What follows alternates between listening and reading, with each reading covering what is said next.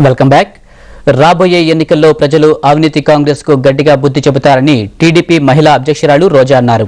అన్ని రంగాల్లో అవినీతిలో కూరుకుపోయిన ప్రభుత్వాన్ని గద్దె దింపాలని ప్రజలకు పిలుపునిచ్చారు. మహాకూటమి జైల్ బరో కార్యక్రమంలో పాల్గొన్న రోజా రోడ్డుపైనే బైఠాయించి నిరసన వ్యక్తం చేశారు.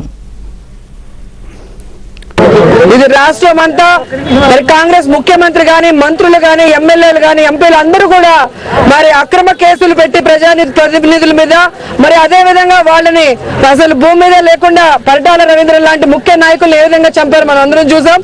ప్రజలకు సంక్షేమ కార్యక్రమాలు, అభివృద్ధి కార్యక్రమాలు చేసి వాళ్ళ మనసును దోచుకోలేని కాంగ్రెస్ నాయకులు ఓన్లీ దౌర్జన్యాలకి, తప్పుడు కేసులకి పాల్పడుతున్నారు.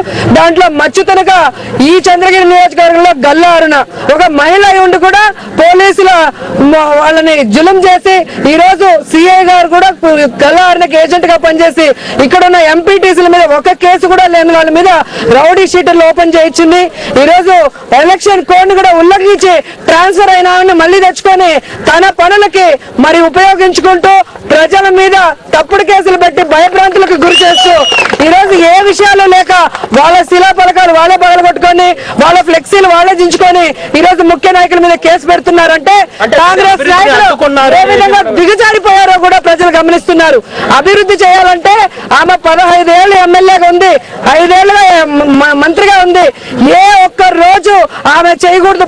బస్ షెల్టర్ ఓపెనింగ్ ఎప్పుడు చేయకూడదు, 100 పడకల హాస్పిటల్ ఎప్పుడు కట్టించి ఓపెన్ చేయకూడదు, వాటర్ ట్యాంకులు ఎప్పుడు కట్టించకూడదు. కానీ కాలయాపన చేసి సమయం అంతా అయిపోయాక ఎలక్షన్లు వచ్చాక ఇప్పుడు శంకుస్థాపన చేస్తుందే తప్ప నిజంగా ఆమెకు అభివృద్ధి చేయాలనే చిత్తశుద్ధి లేదు. ఎందుకంటే ఇదే బెస్ట్ షెల్టర్ తెలుగుదేశం పార్టీ హయాంలో శాంక్షన్ అయింది, ఇంతవరకు కట్టలేదు. ఇదే 100 పడకల హాస్పిటల్ తెలుగుదేశం పార్టీ హయాంలో శాంక్షన్